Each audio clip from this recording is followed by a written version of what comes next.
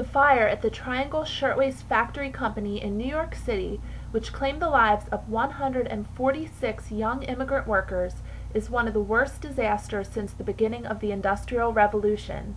This incident was significant because it highlighted the inhumane working conditions to which industrial workers were subjected. Too many its horrors epitomize the extremes of industrialism.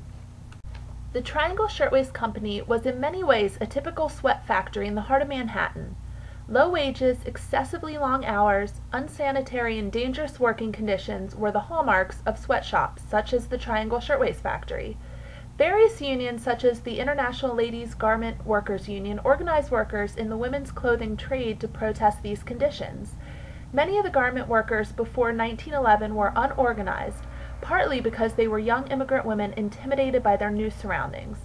Others were more daring, though.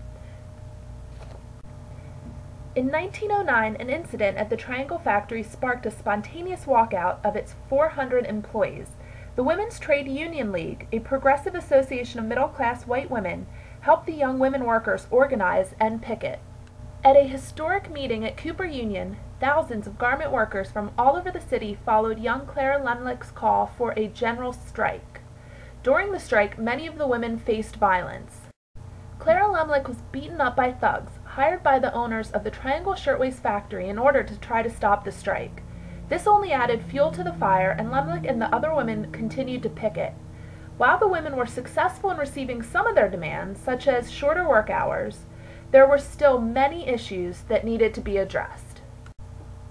Many of the Triangle factory workers were women, some as young as 14. They were mostly immigrants who had come to the United States for a better life. Instead, they lived in poverty and faced horrible working conditions. Because they were new immigrants struggling with a new language and culture, they were victims for factory owners to take advantage of. Speaking out could end their prospects for employment, which forced them to stay silent. Near closing time on Saturday afternoon, March 25, 1911, a fire broke out on the top floors of the Ash Building in the Triangle Shirtwaist Company. Within minutes, the quiet spring afternoon erupted into madness, a terrifying moment in time disrupting forever the lives of its young workers. By the time the fire was over, 146 of the 500 employees had died. The survivors were left to relive those agonizing moments. The victims and their families, the people passing by who witnessed the desperate leaps from the 9th floor windows and the city of New York, would never be the same.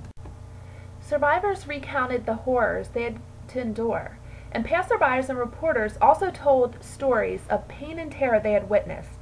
The images of death were seared deeply into their minds. The Triangle fire tragically illustrated that fire inspectors and precautions were woefully inadequate at the time. Workers recounted their helpless efforts to open the 9th floor doors to the Washington Place stairs. They and many others afterwards believed they were deliberately locked. Owners had frequently locked the exit doors in the past, claiming that workers stole materials.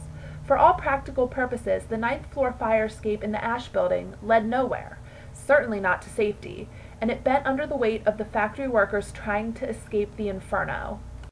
Others waited at the windows for the rescue workers, only to discover that the firefighters' ladders were several stories too short and the water from the hoses could not reach the top floors. Many chose to jump to their deaths rather than to burn alive. The city was not equipped to deal with the large number of deaths and had to set up a makeshift morgue on the 26th Street Pier. Loved ones had the gruesome duty of walking past open caskets in order to try to identify a relative who died in the fire. Many of the bodies were so badly burned that they were impossible to identify, or family members had to use small objects, such as rings or other jewelry, in order to identify someone. In the weeks that followed, the grieving city identified the dead, sorted out their belongings, and reeled in numbed grief at the atrocity that could have been averted with a few precautions. The International Ladies Garment Workers Union proposed an official day of mourning. The grief-stricken city gathered in churches, synagogues, and finally in the streets. Protesting voices arose, bewildered and angry at the lack of concern and the greed that had made this possible. The people demanded restitution, justice, and action that would safeguard the vulnerable and the oppressed. Outraged cries calling for action to improve the unsafe conditions in workshops could be heard from every quarter, from the mainstream conservative to the progressive and union press. Immediately after the fire, Triangle owners Blank and Harris declared in interviews that their building was fireproof and that it had just been approved by the Department of Buildings.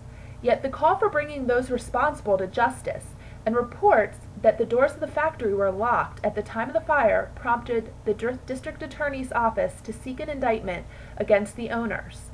On April 11th, a grand jury indicted Harris and Blank on 7 counts, charging them with manslaughter in the second degree under Section 80 of the Labor Code, which mandated that doors should not be locked during working hours.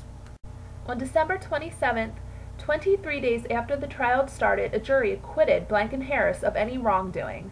The task of the jurors had been to determine whether the owners knew that the doors were locked at the time of the fire. Customarily, the only way out for workers at quitting time was through an opening on the Green Street side, where all pocketbooks were inspected to prevent stealing. Worker after worker testified to their inability to open the doors to their only viable escape route, the stairs to the Washington Place exit, because the Green Street side stairs were completely engulfed by fire. More testimony supported that fact. Yet the brilliant defense attorney, Max Struer, planted enough doubt in the jurors' mind to win a not guilty verdict. Grieving families and much of the public felt that justice had not been done.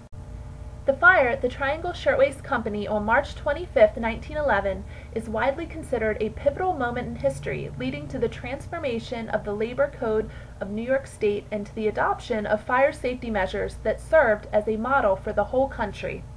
Instrumental in this transformation was the work of the New York Factory Investigative Commission, which wrote 36 of the new labor-related bills that the state legislature eventually adopted.